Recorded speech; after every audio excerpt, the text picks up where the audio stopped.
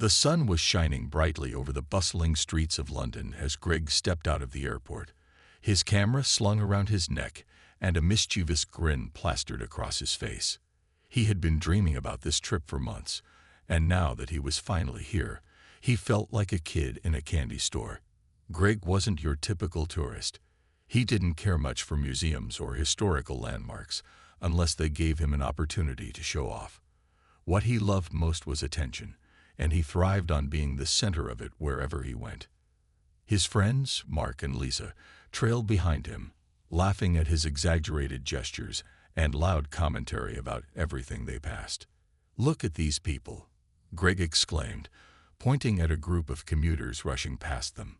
"They all look so serious. Don't they know how to have fun?" His voice carried through the crowded street, turning a few heads but not enough to dampen his spirits. If anything, the attention made him louder. As they wandered through the city, Greg's excitement grew when they reached Buckingham Palace. The grandeur of the building left even him momentarily speechless, though he quickly recovered with a sarcastic remark. "Wow, fancy castle for some dudes in funny hats," he joked, earning chuckles from Mark and Lisa. But it wasn't the palace itself that caught Greg's eye. It was the royal guards standing outside. Their bright red uniforms and tall bearskin hats stood out like something from a movie set. Even more intriguing was their stoic demeanor.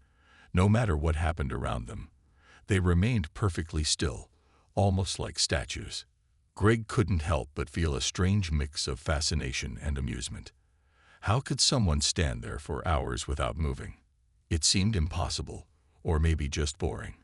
Either way, it sparked an idea in Greg's mind. At first it was just a tiny thought, a flicker of mischief, but the more he watched the guards, the bigger it grew. "Hey, check this out," he said suddenly, straightening his back and puffing out his chest to mimic one of the guards' rigid postures. His friends burst into laughter, egging him on. Encouraged by their reaction, Greg leaned closer to the guard, waving his hand in front of the man's face. "Hello, Earth to Mr. Serious Face," he called out, grinning wider as the guard didn't flinch. Other tourists glanced over, some amused, others clearly annoyed. A family nearby exchanged disapproving looks, while a young couple shook their heads and walked away. But none of that mattered to Greg. In fact, the disapproval only fueled his antics. The more attention he got, whether positive or negative, the more emboldened he became. To him, this wasn't just entertainment, it was validation. And if there was one thing Greg craved above all else, it was validation.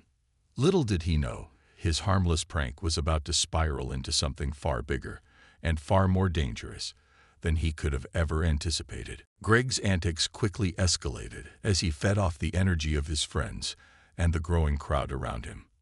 The more people laughed, the bolder he became. At first, it was just playful mimicry, standing ramrod straight like the guards, puffing out his chest and trying to keep a serious expression on his face. But Greg wasn't content with just blending into the background. No, he wanted to be the star of the show. "Watch this," he said with a smirk, pulling a pair of oversized sunglasses from his pocket. He perched them dramatically on his nose, striking a pose that made Lisa double over in laughter. Mark whipped out his phone to capture the moment, while other tourists began filming too, some amused, others shaking their heads in disbelief. Greg loved every second of it. He strutted back and forth in front of the guard, pretending to march in sync with the soldiers' measured steps. Each exaggerated movement drew louder laughs from his friends and groans of irritation from those who had come to see the palace respectfully. But Greg wasn't done yet. Spotting a rubber chicken dangling from a nearby souvenir stand, he rushed over and bought it without hesitation. "This is gold," he declared, holding it up triumphantly. Within moments, he was back at the guard's side, waving the ridiculous toy in front of the man's face. "Come on, big guy, smile for the camera," he shouted, snapping a selfie with the unamused soldier in the background. His friends cheered him on, egging him to go further. "Do something crazier," Lisa urged, giggling uncontrollably. So Greg did. He crouched down low, pretending to polish the guard's boots with exaggerated care. Then, standing abruptly, he leaned against the guard, as if using him as a prop. For a fleeting moment, Greg thought he saw the slightest twitch in the guard's jaw. A sign of irritation, perhaps. Or maybe just his imagination. Either way, it didn't stop him. If anything, it encouraged him to push harder. After all, no one had told him to stop yet. Where was the harm in having a little fun? The crowd around them grew larger, buzzing with mixed reactions. Some visitors clapped and laughed along, entertained by Greg's audacity. Others muttered under their breath, clearly annoyed by his blatant disrespect for tradition. One elderly woman stepped forward, her voice firm but calm. "Young man, please show some respect. These men are serving their country," she said pointedly. But Greg simply shrugged her off with a dismissive wave. "Relax, lady, it's just a joke," he replied, rolling his eyes. "Nobody's getting hurt." His confidence soared as he continued his performance, completely oblivious to the tension building around him. He started poking fun at the guard's hat, pretending to reach up and adjust it before yanking his hand away theatrically. "Whoa, don't want to mess with the fashion police, do we?" he quipped, earning another round of laughter from his friends. Every time someone tried to intervene or express disapproval, Greg brushed it aside, convinced that he was the life of the party. What Greg failed to notice, however, was the subtle shift in the atmosphere. The once lighthearted mood was slowly giving way to discomfort, and worse, anger. A father knelt beside his young daughter, explaining why what Greg was doing wasn't funny. Nearby, a group of tourists exchanged frustrated glances, murmuring about how such behavior tarnished the experience for everyone else. Even the usually indifferent royal guard seemed to radiate an air of quiet authority, his unwavering composure somehow making Greg's antics look even more childish. Yet none of this registered with Greg. To him, the world revolved around his ability to entertain. And if that meant stepping on a few toes, so be it. Little did he know, his reckless behavior was about to lead him down a path he couldn't have predicted. The line between harmless fun and outright disrespect was thinner than he realized, and Greg was dangerously close to crossing it. As the minutes ticked by, Greg's antics grew bolder and more reckless. Emboldened by the laughter of his friends and the growing crowd, he began to see himself as some kind of performer, with the royal guard as his unwilling stage partner. But what started as harmless fun was quickly spiraling into something far more intrusive and dangerous. Feeling invincible, Greg decided it was time to take things up a notch. He grabbed a nearby cane-shaped umbrella that one of his friends had been carrying and held it like a rifle, pretending to march alongside the guard. "Left, right, left, right," he shouted, stomping his feet in exaggerated steps. His friends roared with laughter, holding their sides as they watched him ham it up for the crowd. But not everyone found it amusing. A young couple standing nearby exchanged uncomfortable glances before quietly slipping away, shaking their heads in disgust. Greg barely noticed. In fact, he was too busy plotting his next move. Spotting a small gap between two guards stationed near the palace gates, he sauntered over, acting like he belonged there. Without hesitation, he leaned casually against one of the guards, pretending to strike up a conversation. "Hey, buddy, how's the job? You get weekends off?" he asked sarcastically, grinning ear to ear. The guard didn't respond. Not even a flicker of emotion crossed his face. But Greg didn't care. To him, silence was just another opportunity to keep pushing boundaries. Then came the moment that made even his own friends uneasy. Greg reached out and lightly tapped the barrel of the guard's ceremonial rifle, which was resting upright against the soldier's shoulder. At first, it was just a quick touch, almost teasing. But when nothing happened, no reaction, no movement, he grew bolder. Slowly, hesitantly at first, he wrapped both hands around the weapon and pulled it toward him, posing dramatically for a selfie. "Say cheese, soldier boy," he yelled, flashing a thumbs up at the camera, while Lisa snapped the photo. The crowd gasped audibly, and for the first time, Greg felt a flicker of unease. Something about the collective intake of breath made him pause, but only briefly.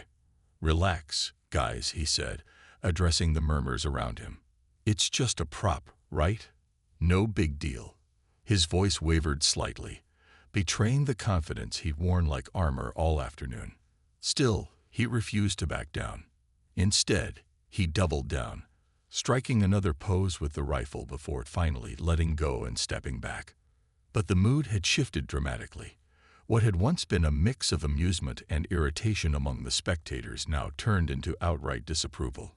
Parents ushered their children away, shielding them from the spectacle. One man stepped forward, his face red with anger. "That's enough," he barked, pointing a finger at Greg. "You're disrespecting everything these men stand for. Have you got no shame?" For a split second, Greg hesitated.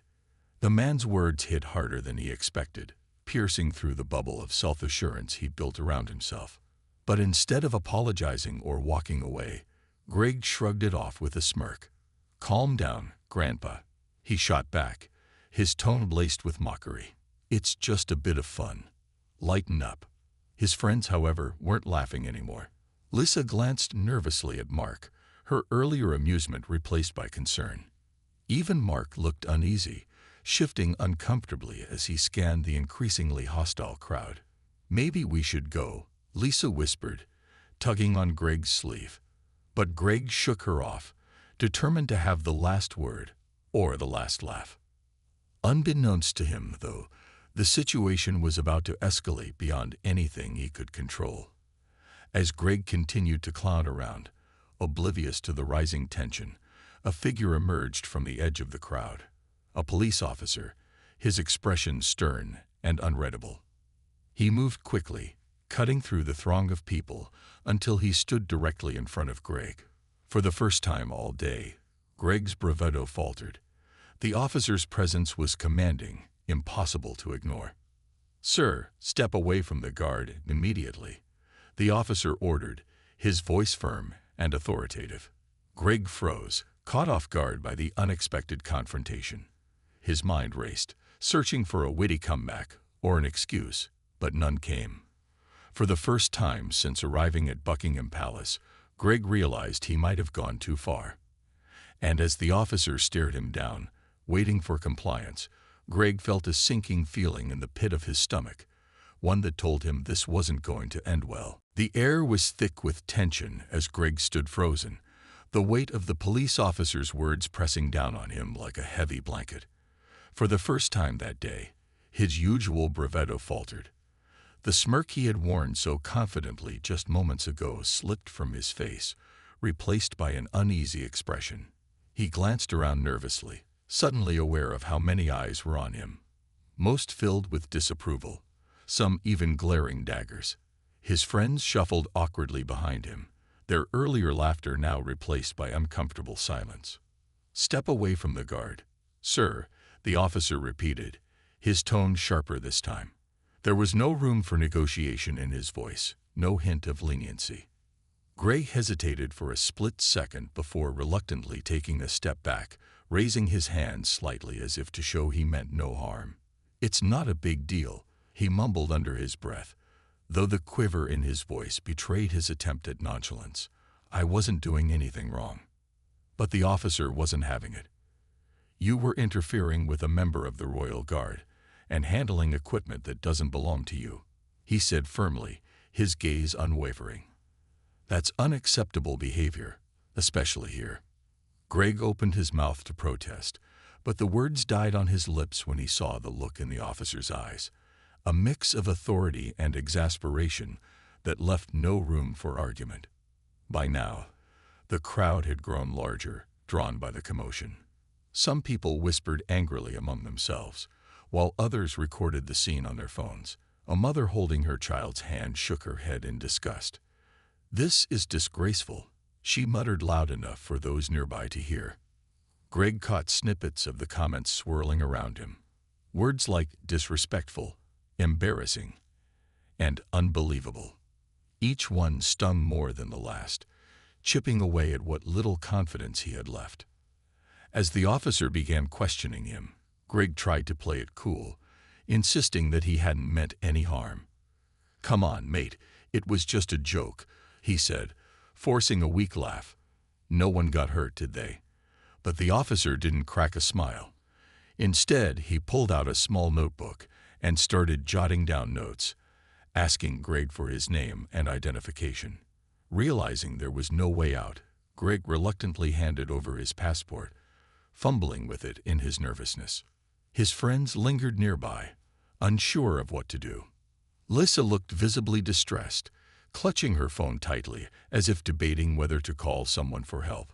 Mark kept glancing at the growing crowd, clearly uncomfortable with the attention they were attracting.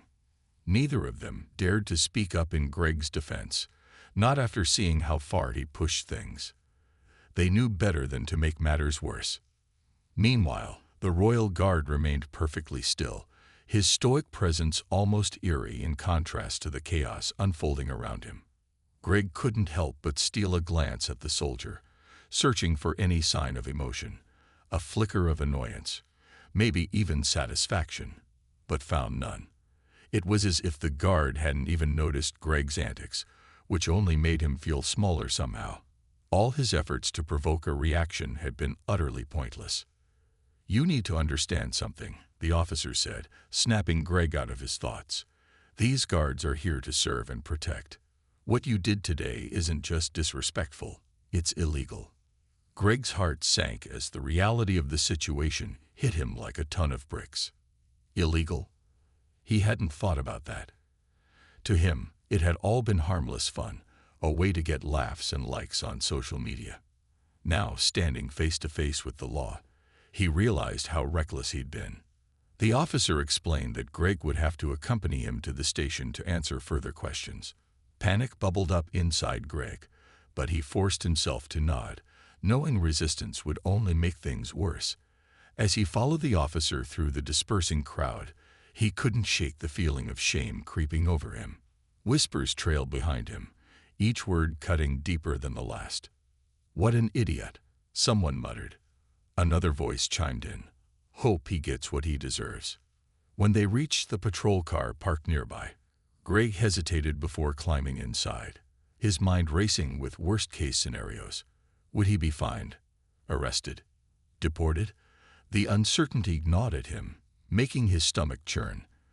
For the first time in his life, Greg regretted his actions, not because he cared about the guards or the traditions he'd mocked, but because he finally understood the consequences of crossing a line he never should have approached in the first place.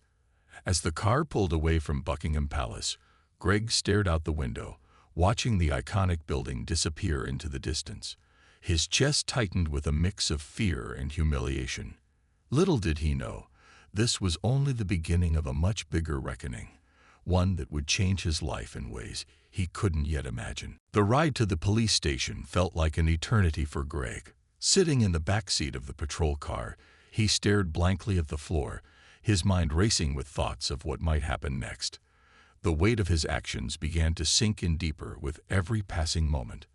What had seemed like harmless fun just hours ago now loomed over him as a colossal mistake. He tried to convince himself it wasn't that big of a deal, just a prank gone wrong, but the stern expression on the officer's face told a different story. When they arrived at the station, Greg was led inside and seated in a small, sterile room. The fluorescent lights buzzed overhead, casting harsh shadows on the walls. A clock ticked loudly in the corner, each second echoing like a countdown to something he didn't want to face. For the first time in his life, Greg felt truly alone. His friends hadn't followed him. They were probably long gone by now, too embarrassed or scared to stick around. The thought stung more than he cared to admit. The officer returned shortly, carrying a clipboard and a folder filled with paperwork. He sat down across from Greg and began explaining the seriousness of his behavior. "Interfering with a royal guard isn't just rude. It's against the law," he said firmly. "These men are part of a tradition that dates back centuries. They're not there to entertain tourists." Greg nodded numbly, avoiding eye contact. He wanted to argue, to explain that he hadn't meant any harm, but the words caught in his throat. Deep down, he knew the officer was right. As the questioning continued, Greg learned the full extent of his misdeeds, handling the ceremonial rifle, mocking the guard's uniform, and disrupting public order were all offenses that could lead to serious consequences. The officer informed him that he'd be charged with disorderly conduct and harassment of military personnel. Fines were almost guaranteed, and depending on how things played out, jail time wasn't off the table either. Hearing those words sent a chill down Greg's spine. Jail. That couldn't really happen, could it? But the worst part came when the officer mentioned media coverage. Apparently, videos of Greg's antics had already gone viral online. Tourists who had witnessed the scene earlier weren't shy about sharing their footage, and within hours, clips of his performance outside Buckingham Palace had spread across social media platforms worldwide. People were outraged, calling him everything from disrespectful to a disgrace. Some commenters even demanded that he be banned from returning to the UK. Greg's stomach churned as he imagined the headlines. Tourist mocks Royal Guard, faces backlash. Or worse, entitled visitor arrested after disrupting tradition. He suddenly realized that this wasn't just a private embarrassment. It was going to become public humiliation on a global scale. The thought made him physically ill. To make matters worse, the officer handed him a phone so he could call someone to notify them of his situation. Greg hesitated before dialing his boss's number, dreading the conversation. When his boss picked up, Greg stumbled through an awkward explanation, hoping to downplay the incident. But his boss cut him off mid-sentence. "Are you kidding me?" he asked, his tone icy. "Do you have any idea how this reflects on our company? We can't afford this kind of negative attention." Before Greg could respond, his boss delivered the final blow. "You're fired, effective immediately." The line went dead, leaving Greg staring at the phone in stunned silence. Fired? Over a stupid prank. It didn't seem real. Yet the crushing reality of it hit him like a punch to the gut. His job, the one thing he prided himself on, was gone because of his own recklessness. By the time the officer finished processing him and released him with a court date pending, Greg was a shell of his former self. As he stepped out of the station into the cool night air, he felt eyes on him everywhere. Every passerby seemed to recognize him, judging him silently. He pulled his hoodie over his head and hurried toward the nearest subway station, desperate to escape the scrutiny. Back at his hotel, Greg collapsed onto the bed, exhausted both physically and emotionally. He scrolled through his phone, wincing at the endless notifications flooding in. Messages from friends ranged from concern to scolding, while strangers bombarded his social media accounts with insults and threats. One direct message caught his eye. "Hope you learn your lesson, clown." It was accompanied by a screenshot of him posing with the rifle, a photo he once thought was hilarious, but now saw as utterly humiliating. As he lay there in the dark, Greg replayed the day's events in his mind, searching for where it had all gone wrong. How had such a simple joke spiraled into something so catastrophic? And more importantly, how was he going to fix it? But deep down, he knew there was no easy way out. The damage was done. In the days that followed, Greg's life unraveled faster than he could have imagined. The viral videos of his antics at Buckingham Palace continued to circulate online, spiraling out of control. What started as a few clips shared by tourists quickly turned into a global spectacle. News outlets picked up the story, running headlines like "Tourists' Disrespectful Stunt Sparks Outrage" and "Royal Guard Incident Highlights Growing Concerns Over Tourist Behavior." Social media erupted with debates about respect, tradition, and accountability. Some called for leniency, saying everyone makes mistakes, but the overwhelming majority condemned Greg's actions as disrespectful and selfish. Greg tried to defend himself in interviews, hoping to salvage his reputation. He appeared on a local morning show, nervously fidgeting in his chair as the host grilled him with pointed questions. "Why did you think it was okay to mock someone who was simply doing their job?" she asked, her tone icy. Greg stammered through his response, insisting it had all been a harmless joke and that he hadn't intended to offend anyone. But his excuses fell flat. Viewers saw right through his attempts to downplay the situation, and the backlash only intensified. Comment sections lit up with scathing remarks. "Own your mistake instead of making excuses," and "This guy has no remorse." His efforts to explain himself backfired spectacularly. Instead of earning sympathy, Greg became even more of a target. Memes mocking him popped up everywhere. Photoshopped images of him wearing a dunce cap or standing next to cartoonish versions of the royal guards. One particularly brutal meme showed him holding the ceremonial rifle with the caption, "When disrespect meets consequences." Even late-night talk show hosts got in on the action, cracking jokes about his behavior during their monologues. Each punchline felt like another nail in the coffin of his dignity. As if the public humiliation wasn't enough, Greg's personal life crumbled around him. Friends stopped answering his calls, unwilling to associate with someone who had become a walking controversy. His family, though supportive at first, grew frustrated with his inability to take responsibility. During one particularly heated phone call, his older sister snapped at him. "You brought this on yourself, Greg," she said sharply. "Stop acting like the victim when you're the one who crossed the line." Without a job, Greg struggled to make ends meet. His savings dwindled rapidly as he paid legal fees and fines stemming from his arrest. The court case dragged on, adding layers of stress and uncertainty to his already chaotic life. To save money, he moved out of his apartment and into a tiny studio flat in a less-than-ideal part of town. It was cramped, dingy, and far removed from the glamorous lifestyle he'd once enjoyed. Every day felt like a battle against loneliness and regret. But perhaps the hardest blow came when he realized how much damage he'd done to his future prospects. Potential employers hesitated to hire him after seeing his name linked to such a high-profile incident. Even industries unrelated to tourism or public relations viewed him as a liability. One recruiter bluntly told him, "Your antics reflect poorly on our brand. We can't risk associating with someone who doesn't understand boundaries." Rejection emails piled up in his inbox, each one chipping away at what little hope he had left. Despite everything, Greg clung to the belief that time would heal all wounds, that eventually people would forget about his misstep and move on. But deep down, he knew better. This wasn't something that would fade quietly into the background. It was a permanent mark on his record, a reminder of the moment he let arrogance blind him to the importance of respect and decency.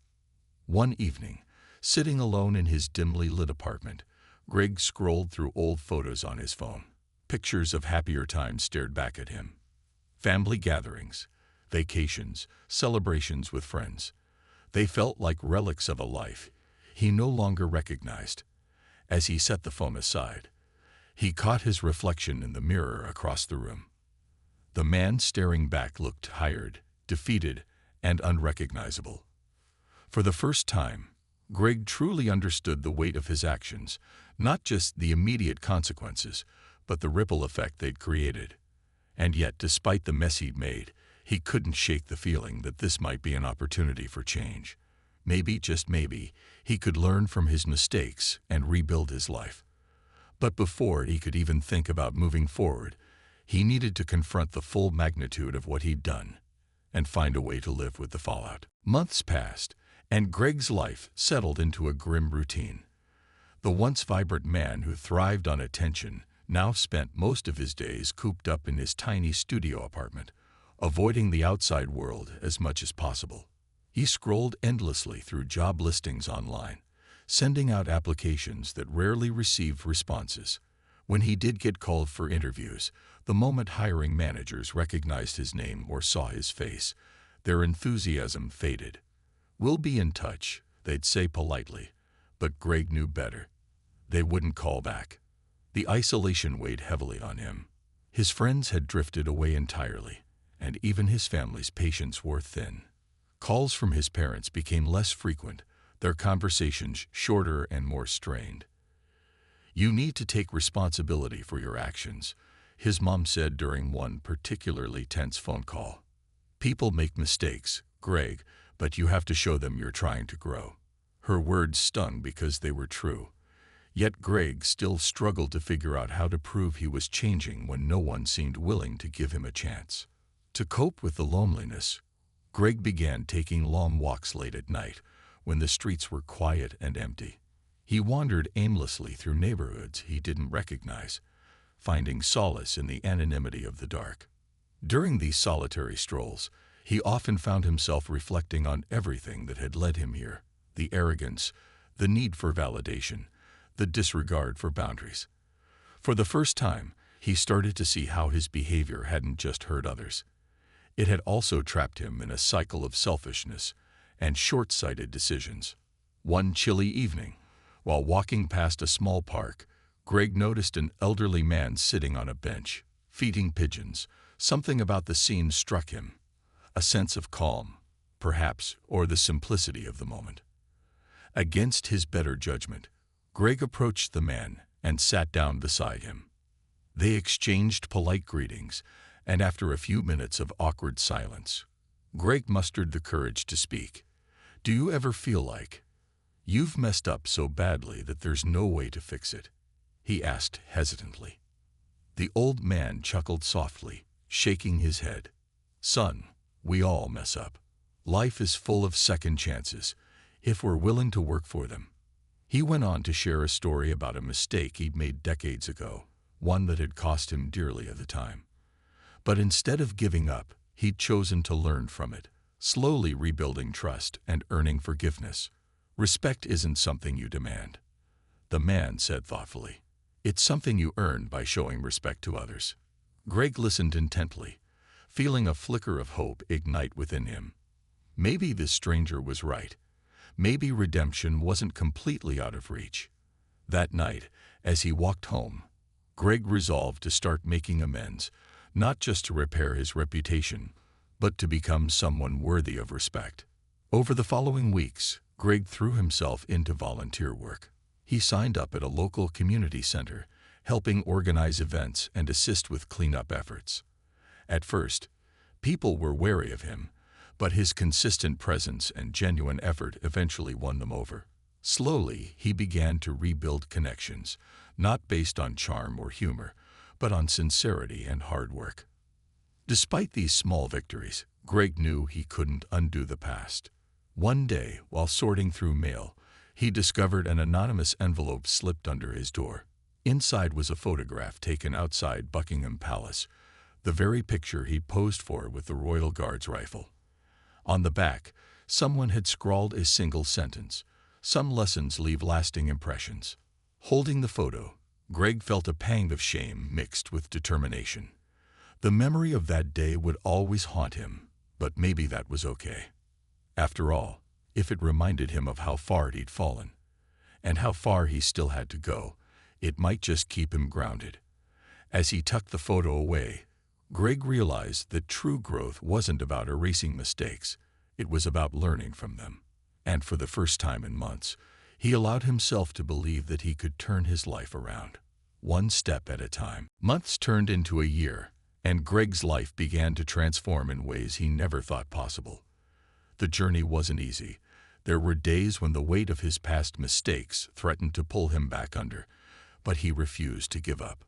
Each small victory, no matter how insignificant it seemed, fueled his determination to keep moving forward.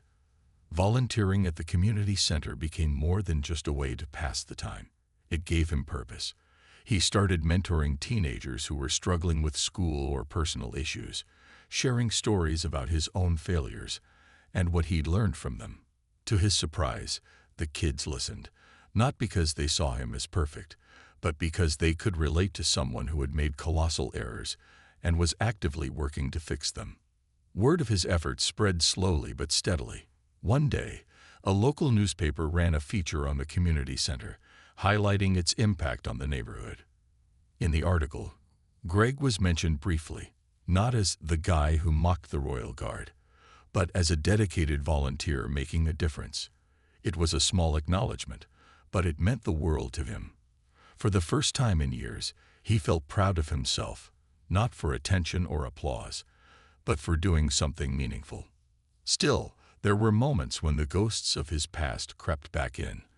Online trolls occasionally dredged up old videos and memes, reigniting waves of criticism. Some commenters accused him of using his volunteer work as a PR stunt, while others simply couldn't let go of their anger. But instead of lashing out or retreating into bitterness, Greg chose to ignore the negativity. He reminded himself that he couldn't control what others thought or said. He could only focus on becoming the best version of himself. One afternoon, while organizing supplies at the community center, Greg received an unexpected visitor. A young woman holding a clipboard and wearing a professional-looking blazer. She introduced herself as Sarah, a recruiter from a mid-sized marketing firm. "I read about your work here," she explained with a warm smile. "We're looking for someone with strong interpersonal skills and a commitment to growth. I think you might be a good fit." Greg blinked in disbelief. Was this really happening? After months of rejections, someone was finally giving him a chance.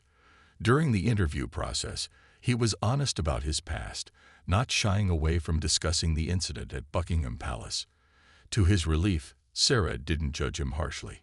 Instead, she commended him for taking responsibility and using his experience as a catalyst for change.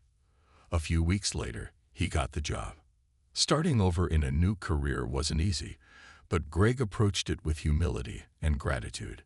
His colleagues quickly warmed to him, impressed by his work ethic and willingness to learn.